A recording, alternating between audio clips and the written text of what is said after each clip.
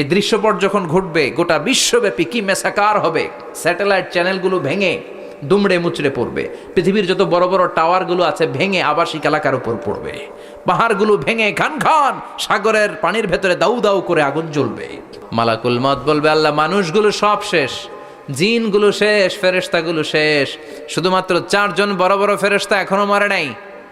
আল্লাহ বলবে, যা জিব্রাইল, মিকাইল, ইসরাফিল, যে ইসরাফিলের ফুৎকারে কিয়ামত হয়েছে ওই ইসরাফিলকেও শেষ করে ফেল। জিব্রাইল, ইসরাফিল, মিকাইল সব শেষ।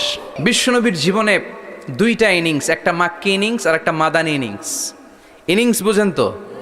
হ্যাঁ, ছেলেপেলেরা ক্রিকেট খেলে অনেক, তো ইনিংস বললে তাড়াতাড়ি বোঝে। ফার্স্ট ইনিংস, সেকেন্ড ইনিংস আছে না? বিশ্বনবীর জীবনে 2টা ইনিংস, একটা মাক্কি ইনিংস আর একটা মাদানী ইনিংস। এই সূরাটা আল্লাহ তাআলা বিশ্বনবীর মাক্কি ইনিংসে নাজিল করেছে। মাক্কি ইনিংসে বিশ্বনবী খুব ধীরস্থিরভাবে দাওয়াতি কাজ করতেন, ধীরে ধীরে, খুবই ধীরে। ক্রিকেটের ভাষায় বলতে গেলে